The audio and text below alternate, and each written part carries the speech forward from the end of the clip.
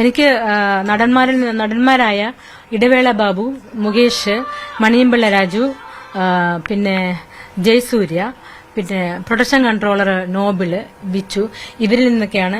പിന്നെ ഒരു അഡ്വക്കേറ്റ് ചന്ദ്രശേഖരൻ എന്ന ആളിൽ നിന്നും എനിക്ക് ദുരനുഭവം ഉണ്ടായിട്ടുണ്ട് സിനിമ ഫീൽഡിൽ, മലയാള സിനിമ ഫീൽഡിൽ. ഇത് 2009 ദേ എങ്ങോട്ട് നോക്കി എന്ന സിനിമ തുടങ്ങിയത്. അപ്പൊ അതിൽ ഞാൻ അഭിനയിക്കാൻ, ഞാൻ ദുബൈയിൽ വർക്ക് ചെയ്തോണ്ടിരിക്കുകയായിരുന്നു. അപ്പൊ ആ സമയത്ത് സെക്രട്ടേറിയറ്റിൽ വെച്ചാണ് എനിക്ക് ആദ്യത്തെ ദുരനുഭവം എനിക്ക് ഉണ്ടായത്. ആദ്യത്തെ ആള് ജയസൂര്യ തന്നെയാണ്. സെക്രട്ടേറിയറ്റിൽ ഞാൻ ബാത്റൂമിൽ പോയിട്ട് ഞാനിങ്ങനെ ഇറങ്ങി സാരി ഇങ്ങനെ നേരെ ഇങ്ങനെ പിടിച്ചോണ്ടിരിക്കുമ്പോൾ പുറകിന്ന് ഒരാൾ പെട്ടെന്ന് വന്നിങ്ങനെ കെട്ടിപ്പിടിച്ചു. പുറകിന്ന് തിരിഞ്ഞു നോക്കിയാൽ പെട്ടെന്ന് അങ്ങനെ ചുണ്ടത്ത് ഇങ്ങനെ ചുംബിക്കുകയും ചെയ്തു. അപ്പൊ ഞാൻ പെട്ടെന്ന് നമ്മൾ ഷോക്കായി പോകും. അതായത് ആദ്യത്തെ സിനിമ, ആദ്യത്തെ അനുഭവം. ഒരു നല്ലൊരു നടനും കൂടെ ഞങ്ങളായപ്പോഴത്തേക്കും പെട്ടെന്ന് ഞാൻ തള്ളിയിട്ടിട്ട് ഓടി താഴെ വന്നു. പക്ഷെ ജഗതി ചേട്ടനുമായിട്ട് ഞാൻ നല്ല, he was very decent and very genuine to me. അപ്പൊ പുള്ളിക്കാരൻ്റെ അടുത്ത് കംഫർട്ടായിരുന്നു. അപ്പൊ ഞാൻ വിചാരിച്ചു പുള്ളിക്കാരൻ്റെ അടുത്ത് ഈ കാര്യങ്ങളൊന്ന് പോയി പറയാം. ഞാൻ ഓടിപ്പോയി പുള്ളിക്കാരൻ്റെ അടുത്ത് പോയി താഴെ പോയിരുന്ന കസേര വലിച്ചിട്ട് ഞാൻ ഇരിക്കുകയും ചെയ്തു. അപ്പോഴത്തേക്കും ജയസൂര്യൻ പുറകെ വന്നിട്ട് പറഞ്ഞു, മിനു, എനിക്ക് മിനുവിനോടൊരു കാര്യം പറഞ്ഞു, എസ് ഓർ നോ എന്നൊരു കാര്യം മാത്രം പറഞ്ഞാൽ മതി എന്ന് പറഞ്ഞു. അപ്പൊ എന്തേലും നോക്കിയപ്പോൾ പുള്ളിക്കാരൻ പറഞ്ഞു, എനിക്ക് ട്രിവാൻഡ്രത്ത് ഒരു ഫ്ലാറ്റ് ഉണ്ട്, എനിക്ക് ഇൻട്രസ്റ്റ് ഉണ്ട്, വരുവാണെങ്കിൽ മിനുവിന് ഭാവിയിൽ പല നേട്ടങ്ങളും ഉണ്ടാവും. അപ്പൊ ഞാൻ നോ എന്ന് പറഞ്ഞു.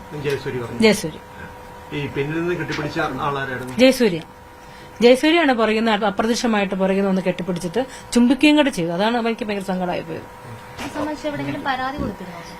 പരാതി എന്ന് പറയാം, എനിക്ക് അന്നേരത്തെ ഭയങ്കര പേടിയായിരുന്നു. കാരണം ആ സമയത്ത് 13 വർഷം മുമ്പായതുകൊണ്ട് ധൈര്യമില്ലായിരുന്നു. എന്തുവാ സംഭവിച്ചത്, ഇനി ഫിലിപ്പീനിൽ ഇങ്ങനെയൊക്കെയാണോ നിങ്ങൾ നമുക്ക് തോന്നുമായിരുന്നു എന്താ സംഭവിച്ചെന്ന്. അപ്പൊ അത് എന്നാലും ജഗതി ചേട്ടനോട് പറഞ്ഞു. ജഗതി ചേട്ടൻ എനിക്ക് ഒറ്റയ്ക്ക് കിട്ടിയില്ല. കിട്ടിയിരുന്നെങ്കിൽ ഞാനത് പറഞ്ഞിരുന്നു.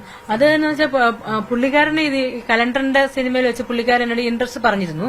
അപ്പം അതിന് താല്പര്യമില്ല എന്നാണ്. അപ്പൊ പിന്നെ ഞാൻ അമ്മയില് മെമ്പർഷിപ്പ് എടുക്കാൻ വേണ്ടി ഇത് കൊടുത്തപ്പം മുകേഷ് ഏട്ടൻ തന്നെ എന്നെ വിളിച്ചു പറഞ്ഞു, അമ്പടി കള്ളി, ഞാൻ അറിയാതെ അമ്മയിൽ നുഴഞ്ഞു കയറാന്ന് വിചാരിച്ചോ? ഞാൻ അറിയാതെ മലയാള സിനിമയിൽ ഒന്നും നടക്കാൻ പോണില്ല. നീ നിനക്ക് കൊടുക്കാൻ നിനക്ക് വലിയ ഗമയല്ലേ, നീ ആർക്കും കൊടുക്കണ്ട. നീ മെഴുകുതിരിയുടെ വാസ്കല്ലേ, ആ വാസ്ക് ഇട്ട് അടച്ചു വെച്ചു, നീ ആർക്കും കൊടുക്കണ്ട. അങ്ങനെ പറഞ്ഞ് ഭയങ്കര ഷോക്കായി പോയി. ആ ഒരു വർത്തമാനം തരിച്ചിരുന്നു പോയി അങ്ങനെ കേട്ടപ്പോ തന്നെ. അത് കഴിഞ്ഞിട്ട് പിന്നെ ഞാൻ പുള്ളിക്കാരൻ മുഖം ഒന്നും കൊടുക്കാറില്ല സെറ്റിൽ വെച്ച് കാണുമ്പോഴൊക്കെ. അപ്പൊ നാടകമേ ഉലക എന്നതിൽ വെച്ച് ഞാൻ ഇങ്ങനെ മാറി നടന്നു. പുള്ളിക്കാരൻ ഞാൻ സ്റ്റെപ്പ് കയറി അങ്ങോട്ട് കയറി പോകുമ്പോൾ പുള്ളി ഇറങ്ങി വരുന്നു. അപ്പൊ എന്നോട് ചോദിച്ചു, എന്താ ഇങ്ങനെ എന്നെ കാണുമ്പോൾ മാറിപ്പോണേ? ഞാൻ പറഞ്ഞു, എന്തൊക്കെയാണ് നിങ്ങളോട് പറഞ്ഞ വാക്കുകളൊന്നും അത്ര ശരിയായില്ല, എന്നിട്ട് ഓടിപ്പോയി. അപ്പൊ എന്റെ റൂം പുള്ളിക്കാരൻ കണ്ടല്ലേ, ഏതാ റൂമെന്ന്. അപ്പൊ പുറകെ വന്ന് തട്ടി അവിടെ ഫിസിക്കൽ അബ്യൂസ് ചെയ്തു പുള്ളിക്കാരൻ ആ റൂമിൽ വെച്ച് തന്നെ. എനിക്ക് ആരോടും പറയാൻ പറ്റിയില്ല. എന്നിട്ട് വീട്ടിൽ പറഞ്ഞ പിന്നെ എന്നെ സിനിമയ്ക്ക് എടുത്തില്ല. പിന്നെ എന്തെങ്കിലും പറഞ്ഞു കഴിഞ്ഞാൽ പിന്നെ കുട്ടികളൊക്കെ പഠിക്കുന്ന കൊച്ചു കുട്ടികൾ സ്കൂളിൽ പഠിക്കുന്നു. അപ്പൊ അവർക്ക് എഫക്റ്റ്, അത് അവരെ ഓർത്ത് മാത്രമാണ് ഞാൻ ഒളിച്ചെന്നില്ല സപ്രസ് ചെയ്ത് വെച്ചത്. കാരണം